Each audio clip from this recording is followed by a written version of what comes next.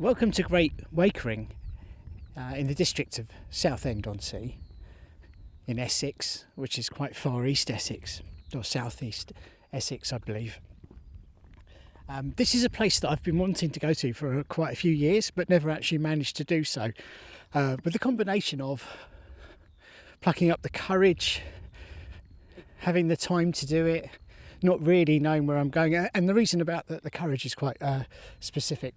Okay, so the actual road in Great Wakering where I'm going is owned by the Ministry of Defence, and the road that I'm going to, which is a place, serves to a place called the Great Wakering Stairs, which technically is one of the most treacherous and dangerous places in the country.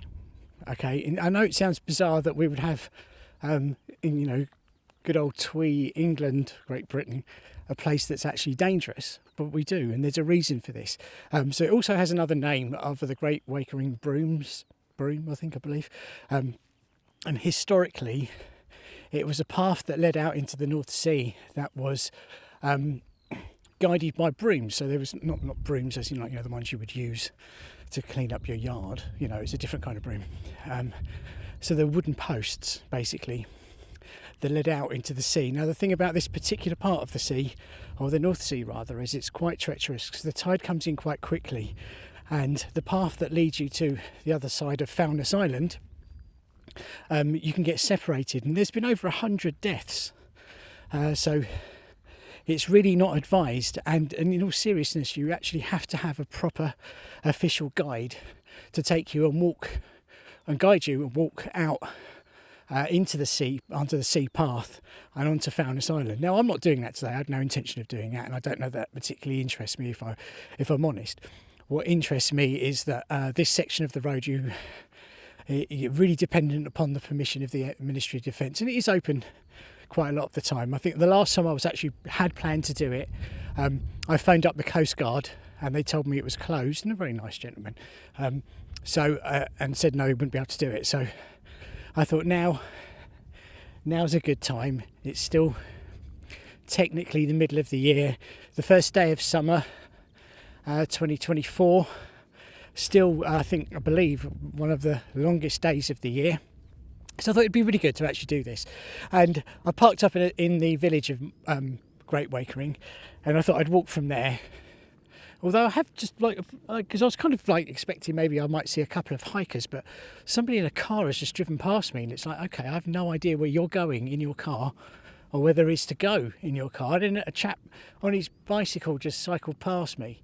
So again, it's kind of thinking, and I know I'm on the right road because at the beginning of the gate it said open, the road is open, and I know what the Ministry of Defence are like, or quite rightly so, that if I was on the wrong road, somebody would have come out and stopped me at this point, because there's cameras everywhere, and I doubt very much, and I like the fact I've also got a gimbal as well, which from a distance could potentially look like a firearm. I doubt very much that they would let me get as far as I've got without stopping me. So I wanted to film a lot more, and I've kind of filmed a little bit of the entrance, but then realised that because it's flat, and a lot of kind of this section because I'm by Shoebury Ness, a lot of the land here is kind of just farmland, flat farmland, so it all looks very much the same. And don't get me wrong, it's beautiful to look at, but just not very interesting on film. So it's not. I was kind of hoping there would be more to film, but there isn't. So this is the Great Wakering Stairs, and this is the bit I was telling you about. Let me just spin it round and you can see that's the section that leads out where there were officially brooms or sticks that led out all the way basically out to the sea, which brings you back into Foulness Island. And as I said before, many lives have been lost as a result of being able to think that you can kind of do that without any sort of guide.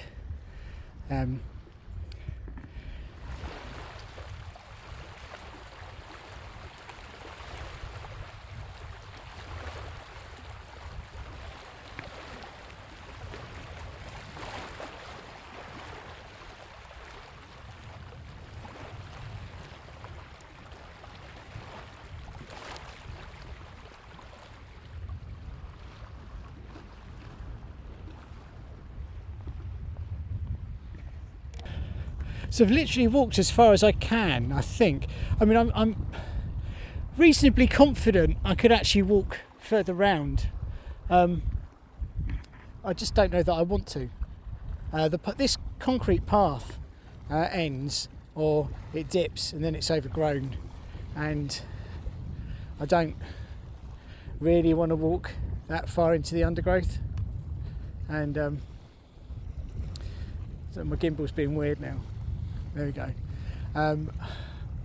In light of the fact that I'm wearing shorts and I don't really want to get stung if I can help it. So I think maybe I'm going to move on to somewhere else now, like Shoebury Ness, which is lovely. I love Shoebury Ness, and then I can walk along the seafront there and hopefully not get stung, as I think I've just got stung. Oh, it doesn't matter. Totally worth it. Why is the gimbal being weird? There we go. Oh mate, do I need to do that? Okay. It's not the gimbal then, it's me. No, I can't do... I'm struggling to walk and talk and present at the same time. So, I just met a lovely couple of ladies who were advising me on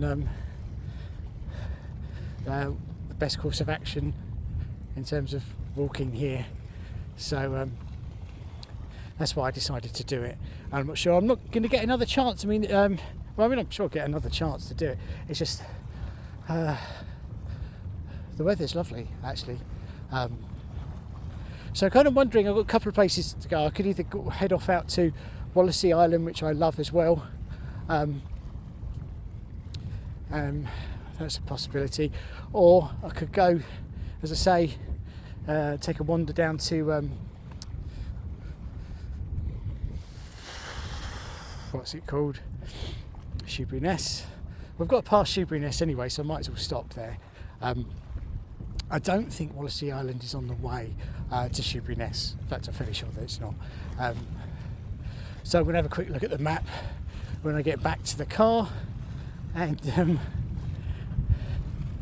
see if there's anything else on the route that I could go and check out before heading back to London later on.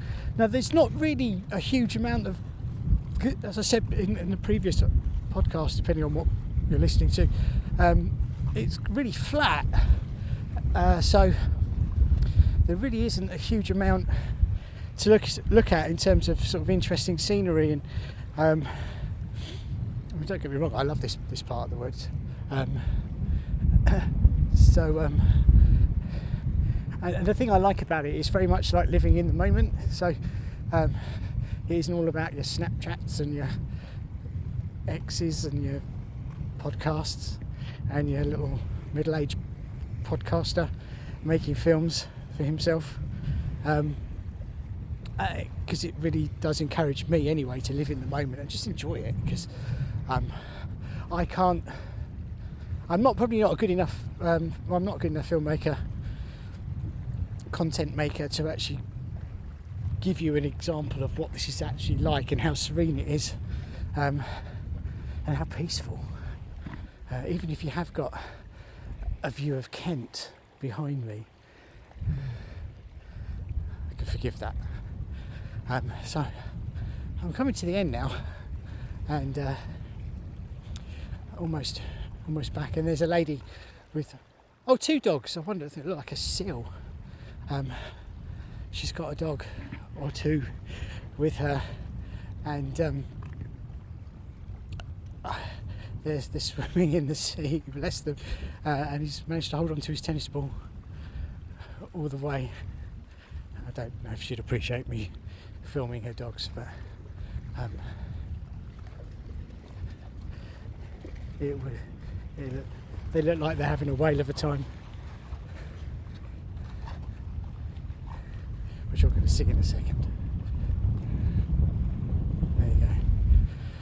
So I've come back now to the Wakering Stairs, almost, and I'm going to end this section here, and move on, I think.